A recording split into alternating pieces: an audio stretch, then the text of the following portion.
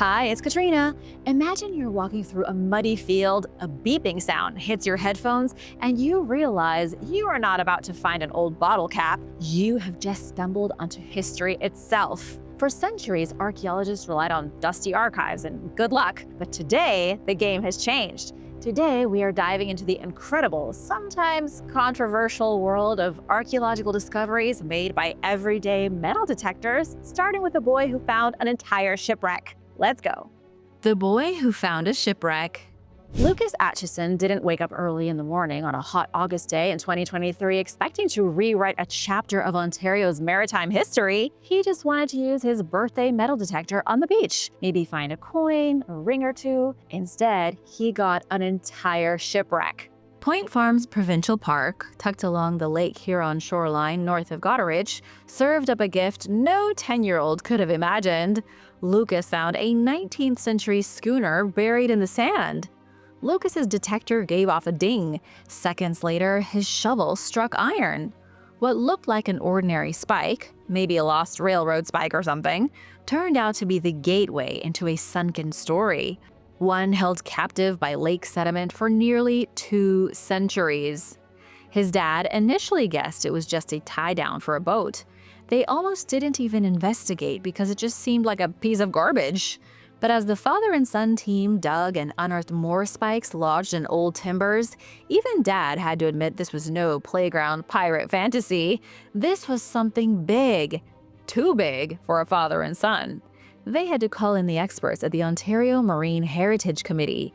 Along with trained archaeology students from Trent University, they began the painstaking work of revealing all of what Lucas had stumbled upon. Lucas and his dad brushed away a few spikes, but the experts wanted the whole dang pie. Under the watchful eye of retired marine archaeologist Scarlett Janusas, the crew used hand tools and brushes, assisted by heavy machinery, to clear sand from a small but critical section of wreckage. What emerged were frames from the side of a wooden vessel. It appeared to be a 2-mast schooner, possibly the remnants of a ship known as the St. Anthony. It was wrecked in October 1856 while carrying grain from Chicago to Buffalo. The St. Anthony was last seen disappearing into a storm just 4 miles north of Goderich, exactly where Lucas found that first spike. Volunteers set about creating detailed scale drawings of the wreck to capture its structures for the record. Patrick Folks, a marine historian, pointed out that 19th century insurance documents dictated how often spikes had to be spaced when building a ship. If scientists could count and match the spike patterns, they might pin down the exact identity of this shipwreck. And then do you know what they have planned? The volunteers are going to bury the ship again. And while that may seem nuts, it's actually the best thing for it. Reburial in oxygen-deprived sand is the best preservation method for a shipwreck. Without air, the hungry microbes and parasites that chew through wood take a long nap. It's not a permanent solution, but it will buy the wreck another 50 years of life. And maybe by then, the funds will be available to preserve the ship properly and get it into a museum. For Lucas, though, it doesn't really matter what becomes of the ship. He found a buried shipwreck. That will stay with him forever. Lucas is one 10-year-old boy who got more than he ever dreamed from a birthday gift. Walking into a jackpot. Some people go for a stroll and count their steps. Bibi Mangiak went for a stroll and counted Roman silver. It took a long time to count, too, probably because he found 1,469 coins, and that was before the museum got involved. It began like any other weekend for a dude with a metal detector.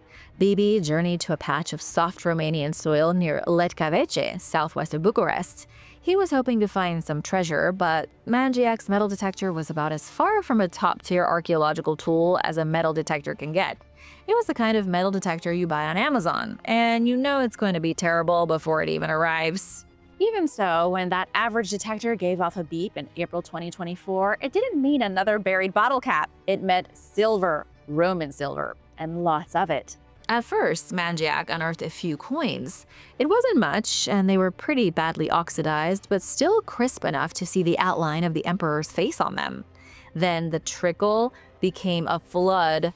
Coin after coin emerged from the hillside, along with the ceramic remnants of a smashed vessel that once held the hoard. The vessel was probably an amphora. Amazingly, it stayed relatively solid for 1,700 years, keeping the coins safe until BB could uncover them. And in case you were wondering, yes, his hands were shaking. Every minute of light was important, Mangiak said. Part of you wants to celebrate, the other part wants to dig faster. Like any seasoned treasure hunter, Mangiak followed his instincts. He stayed focused and kept digging. By the time he returned home, Mangiak wasn't just tired, he was legally on the clock. Romanian law gives finders 72 hours to report discoveries of historical significance. Mangiak played it by the book, calling the police immediately and handing over the entire cache to the County Directorate for Culture. The site itself, now officially archaeological, will be surveyed and excavated by professionals. But make no mistake, the discovery belongs to Mangiak. He'll get the credit, but he's not going to be keeping any of the coins. That said, he could earn a sizable percentage of the total value of all the coins. Thanks to his honesty and sharp shovel skills, Mangiak could receive up to 45% of the treasure's value under Romanian law. So, on one hand, you don't get to keep what you find, but on the other hand, you might get a giant payout. Either way, it's worth it. As for the coins themselves, experts believe they are Roman denarii, which 2,000 years ago were the equivalent of a dollar bill. Some bear the face of Emperor Trajan, others feature elephants. The variety of coinage suggests the stash was accumulated over years, possibly by a merchant or local aristocrat. Why they buried the hoard and whether they ever intended to retrieve it remains a mystery. Gold in the field. When most people find buried treasure, it's at the end of a long quest. Malcolm Wheely's quest was a little longer than most. It took 40 years of patience before Malcolm found a glint of something shiny. In August 2014, the 53-year-old metal detectorist struck gold when his machine chirped over a patch of mud 6 inches deep in Norfolk, England. He dug, he paused, and then he saw it. A glint of pure gold, as shiny as the day it was dropped, was winking at him from the muck. It wasn't a coin or a pendant, it was a ring, one that slipped off someone's finger about 300 years ago. That someone was probably a member of the British nobility. Experts know this because of the inscription on the ring, which pays tribute to Sir Bassingbourn Gaudy. If you don't know Sir Bassingbourn, do you even know anyone? He was the 3rd Baronet of Harling. Hello.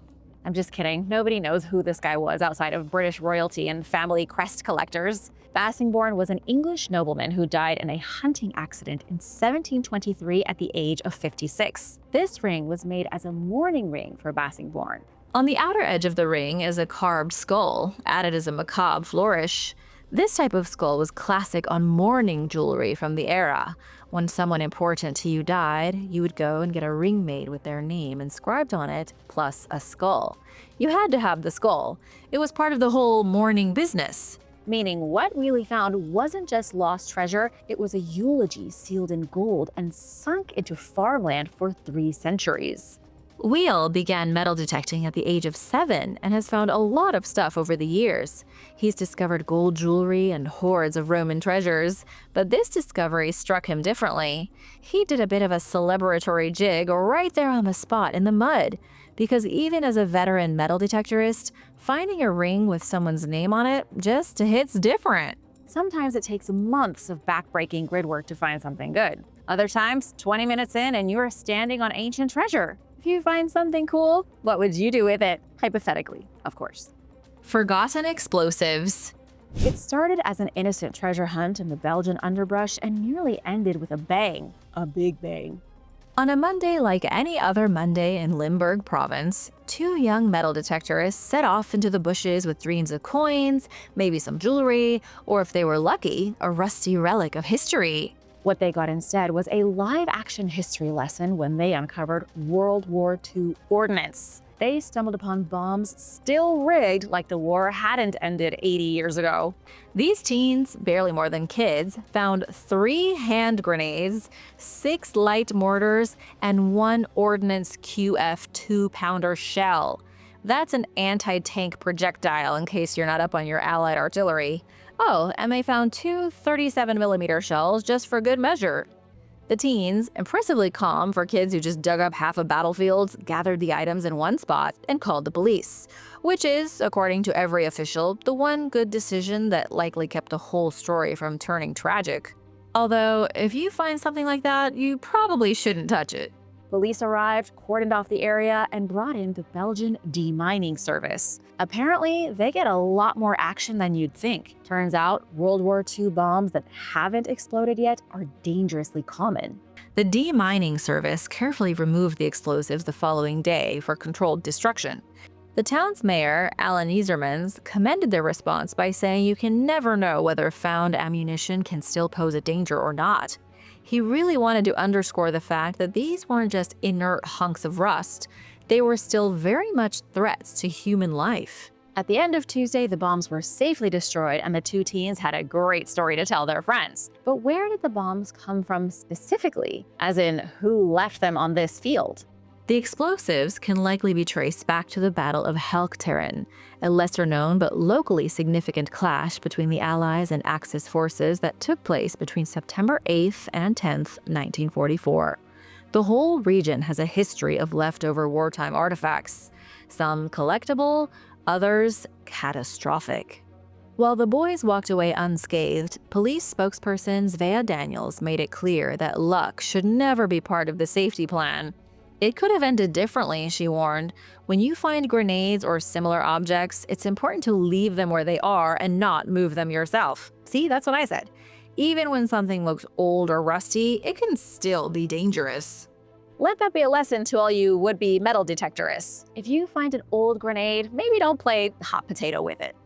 Scotland's Viking jackpot. The Galloway Hoard is the largest Viking treasure hoard ever discovered in the UK or Ireland, so you might say it's a big deal. The guy behind the discovery is Derek McLennan. When he wandered into a muddy field in Dumfries and Galloway in 2014, armed with his trusty Minelab metal detector, Derek had no idea he was about to make history. At first, he thought he'd found a silver spoon, and then he wiped off the dirt, saw the intricate design, and his heart started racing. It was some sort of Viking object, that was for sure. And once he kept digging, he found more Viking pieces. The discovery of one piece of silver spiraled into a gold and silver bonanza buried for over 1,000 years. There were no coins or weapons, but oh man, the heirlooms. Christian crosses, arm rings, even a tiny gold bird pin tucked in a lidded container. It was like opening a Viking jewelry box sealed shut since the 9th century. The treasure was likely stashed during a period of instability, just like most treasure hoards are. People don't tend to bury their life savings unless danger is around the corner. Perhaps raiders were on their way, and someone wanted to hide all the treasure they'd amassed before someone stole it. Whatever the case, the treasures in the hoard proved more than just valuable objects.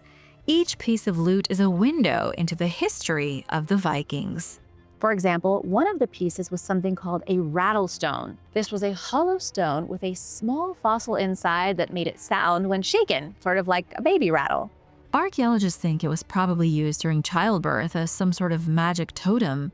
It's a rare glimpse into the myths, magic, and beliefs of the ancient Norse. Many of the objects in the hoard were likely heirlooms, meaning they'd been passed down through generations. They were trinkets, sure, but trinkets with sentimental value. They were stories forged in metal, meant to be passed from one hand to the next, until of course they ended up in a Scottish field, buried like your keys that fell out of your pocket at the beach that one time.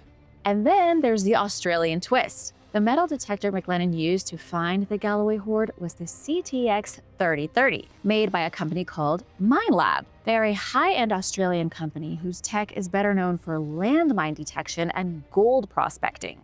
McLennan and his wife now collaborate with Minelab to help test and refine the very tools that made his legendary find possible. How cool is that? It's like finding a fossil so the museum makes you an official paleontologist and bone tester. Meanwhile, the Galloway Hoard rests in the care of the National Museum of Scotland, still dazzling archaeologists with its blend of beauty and mystery. So the next time you see some lonely guy waving a metal detector across a muddy field, they might be one beep away from rewriting history. A surprise from outer space. David Hull thought he'd hit pay dirt. He thought he had a treasure on his hands that was going to make him filthy rich. But he didn't. The universe was messing with him. In 2015, while metal detecting in Maryborough Regional Park, prime territory in Australia's historic goldfields, Hull unearthed a reddish, oddly heavy rock. The rock weighed nearly 40 pounds. With its iron-rich sheen and density, he was certain it had gold locked inside. But the rock had other plans. David lugged the rock home and launched a full-scale siege upon it. He tried chisels to crack it open. They didn't work. He tried drills like he was performing trepanation surgery. He even unleashed acid, trying to burn the outer shell of the rock to get at the juicy gold within. But through it all, the rock didn't even flinch. Whatever was inside, it didn't want out. It took David years and the eventual surrender of his toolbox before he gave in, gave up, and took the stone to the Melbourne Museum. There, geologist Dermot Henry took one look and knew the reason for David's trouble. David thought he had a giant rock with a gold core. Dermot recognized the meteorite for what it was: a meteorite sculpted by fire and space. Its dimpled exterior, formed during its incandescent plunge through Earth's atmosphere, marked it as a veteran traveler from the asteroid belt between Mars and Jupiter. Officially classified as an H-type ordinary chondrite, the meteorite contained tiny spherical grains known as chondrules. These are microscopic beads that date back to the very beginnings of the solar system, predating Earth itself. Meteorites, especially the chondritic kind, carry secrets from billions of years ago, offering glimpses into how our solar system formed. Some even contain stardust older than the sun, while the others contain traces of organic molecules like amino acids, the raw ingredients for life. Not many people know this, but meteorites are basically sea monkey kits. They've got all the ingredients for life, and they are just floating around the universe. Drop one onto a habitable planet, and those amino acids get to work kickstarting evolution. A lot of scientists think Earth's life came from space rocks. As for David Hull's space rock, it likely fell to Earth sometime between 1889 and 1951. It's now officially one of only 17 meteorites ever recorded in Victoria, Australia, and it's the second heaviest ever found in the state, topped only by a 121-pounder discovered in 2003. So no, David didn't find gold. He found something rarer, something tougher than his drill bits, something that had spent hundreds of millions of years drifting through the void before crashing into an Australian paddock. You might say the odds of David finding this thing are astronomical. Get it? Knife fights at the beach.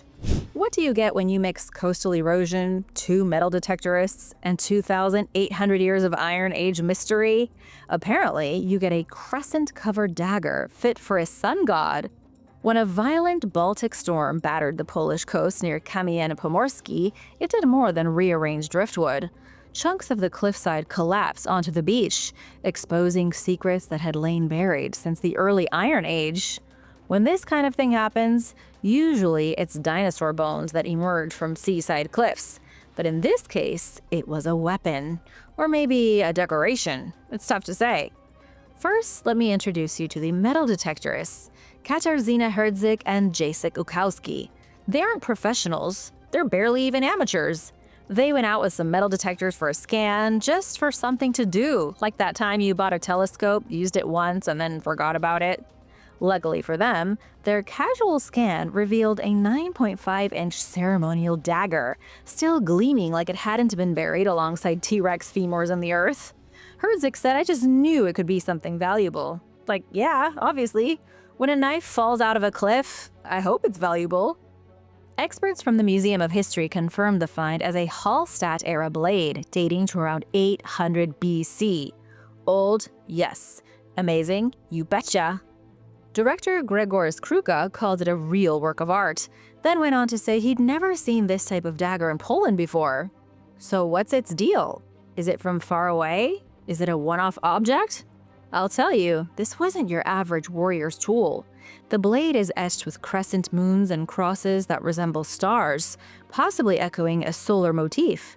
The decoration spans nearly the entire length of the blade, while its rigid handle bears diagonal lines and a sharply pointed head. This wasn't the kind of blade you'd use on a battlefield. It was something for ceremonies, something probably carried by a priest. Not a Christian one, as this was 800 years too early for that, but a pagan priest. Experts have linked the dagger to ancient solar cults, which were widespread in the Iron Age. All across Europe, cultures were obsessed with celestial bodies. They worshipped the sun, moon, and stars as divine forces. The crescent moons and star shapes on the dagger are a direct connection to these forgotten cults. Out of all the things that might fall out of a seaside cliff, a ritual dagger connected to a sun cult has to be in the top 10, right? Fossils are cool, but this is cooler. Then again, the dagger could have belonged to an elite warrior or chieftain with a flair for the dramatic. There's no way of telling exactly who it belonged to. Either way, this wasn't something you used to peel apples or carrots. It is a very, very valuable object, both in ancient times and today. The blade will eventually go on display in a Polish museum, but for now, it remains a beautiful puzzle and a reminder of a moment in history when the sun and the moon were gods. Ghosts of Lost Worlds. Glenn Manning wasn't a seasoned metal detectorist. In fact, he was only on his second ever dig when his machine beeped over something buried barely an inch beneath a field in the UK. The odds were against him from the start. Scores of metal detectorists had already combed the area, and few had found more than rust. It was like showing up to a supermarket the day after the apocalypse, with the shelves all but ripped off the walls. Glenn didn't expect to find much, so imagine his surprise when his detector beeped. He bent down and pulled from the soil not one, but two Roman cavalry swords. It's hard to overstate Glenn's luck. Peter Busby of Cotswold Archaeology called it phenomenally lucky. To bring back that apocalypse metaphor, it was like he found a whole unopened can of Spam under a dusty shelf, and just in the nick of time, too. Had the blades sat there a season longer, they'd likely have been destroyed by farm machinery. Thanks to Glenn, they've been rescued from oblivion. More than that, these swords may have just opened a doorway into two buried civilizations. The swords were known as spatha to the Romans. These were long, slashing weapons used by Roman cavalry between the 2nd and 3rd centuries. One sword bore plain ironwork, the other was dazzling with complex welds involving twisted metal rods. The second sword was almost as ornate as the dagger found in Poland, but not quite. The fancy sword was probably not used for battle. It may have been worn on the hip of a Roman military leader or just someone with a lot of money. But the swords are only the tip of the iceberg here. Once historic England and Cotswold archaeology broke ground at the site, the field turned into an artifact frenzy. Beneath the mud, archaeologists uncovered fragments of Roman painted plaster, ceramic tiles, and roofing slabs, including signs of an underfloor heating system known as a hypocaust. The evidence pointed to a Roman villa, likely high status, dating to the same period as the swords, which means the blades had probably been hidden in the villa courtyard itself, possibly in haste. These may have been someone's family treasures, buried in the courtyard to keep them from falling into the hands of raiders. Even more amazing is that the Romans weren't the first people to lay claim to this patch of land. Beneath the ruins of the villa, the team unearthed an earlier Iron Age settlement. This earlier settlement likely belonged to whichever tribe the Romans had displaced, destroyed, or absorbed when they conquered the area. Inside these deeper ruins was a burial from about 800 BC, a grave nearly 3,000 years old. The individual had been laid to rest with an iron band encircling their right upper arm, though why, I couldn't say. The object is a complete mystery to archaeologists, almost as big of a mystery as the horse skull found nearby, hinting at some sort of creepy horse ritual. In one day, one damp, rain-soaked January day, archaeologists stumbled onto a layered timeline of British history. 2 weapons, 2 cultures, and tons of artifacts between them, like an archaeological sandwich. The swords will go on display at the Carinium Museum. And as for Glenn Manning, he hit the jackpot on his second day out, and as far as I know, is still out there chasing the rush. Beach, buzz, and a bit of brass. On a quiet Queensland beach in Australia, with a metal detector in hand and the surf as background music, retired elevator technician Roy Mainwell received a familiar metallic chirp. His detector was picking up something metal in the sand. It turned out to be a World War II dog tag stamped with the name James Henry Brown. Mainwell, a seasoned beachcomber with a soft spot for the personal and historical, immediately knew this wasn't just another relic. This was someone's legacy, someone's grandfather. He had found the dog tag of a soldier who fought in a world war. The right thing to do was to track down the owner and return it, or, at the very least, a surviving member of their family. The name on the dog tag read James Henry Brown. With the name spelled out clear as day, it was time to get to work. But first, what was James's dog tag doing on a random Australian beach? Believe it or not, James' tag was the fourth one Mainwell recovered from the same stretch of Queensland coastline. He had already found another Australian's dog tags and the dog tags of 2 Americans. The reason is that during World War II, Brisbane was a major staging post, hosting tens of thousands of Allied troops. And apparently, quite a few of them went for a dip without emptying their pockets first. Mainwell even joked about it, saying they probably went to the beach and had some fun, only for their ID to slip out of a pocket and burrow into the sand for 80 years. In case you happen to live in Australia and want to find some dog tags of your own, you have to do it yourself. Mainwell won't say which beach it is, and that's just part of the metal detectorist's code. Always protect the gold mine at all costs. Don't tell anyone where the good stuff is. Mainwell is now on the hunt for the dog tag's owner. He hit the airwaves on ABC Radio Sydney in hopes of locating Brown's descendants. And amazingly, it worked. Listener Jill Roy, a veteran genealogist, tracked down Brown's service record, a photograph, his Annandale address, and even a death notice mentioning grandchildren. The pieces are falling into place, but as of the last report out of Australia, the hunt is still ongoing. Mainwell has made it his unyielding mission to return this little slip of metal to someone, even James's ghost at this point. The Rollright Witch rises. Charles Wood was like every other metal detectorist I've been telling you about today. He was hoping for a few relics, maybe an old coin or a rusty nail. What he got instead was the skeleton of Rita, a 1400-year dead witch tied to one of Britain's darkest legends. It happened in Warwickshire, not far from the Rollright Stones, a haunting group of Bronze Age megaliths steeped in folklore. According to myth, a witch once turned a king and his knights into stone here. The Rollright Stones are the king's knights petrified in rock. Crack one of them open, and out will come a medieval guy with a sword. That's the legend anyway. The reality is that Charles, an IT professor by day, went out on a friendly stroll near the Rollright Stones with his metal detector to look for goodies. Not long after starting, he heard the faintest of blips. Naturally, Charles started to dig. 14 inches down, he unearthed something rare. It was a patera, a religious bronze dish used for ritual offerings. They aren't exactly the kind of artifacts you find loitering around England these days.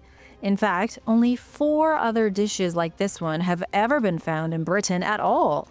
It was a great find, so Charles kept digging. And then, rather abruptly, he realized he was standing in someone's grave.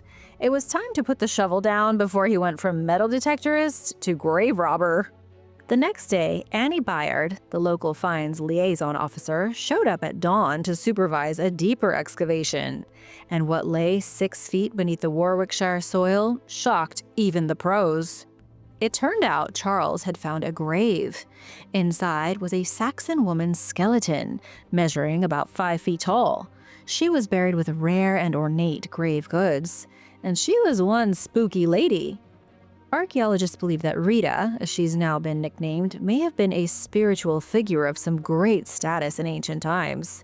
She may have even been the origin of the Rollright Witch legend. She was buried with a large spindle whorl, which was a symbol of magical practice, and a silver mount inlaid with amethyst, a stone long associated with mystical properties.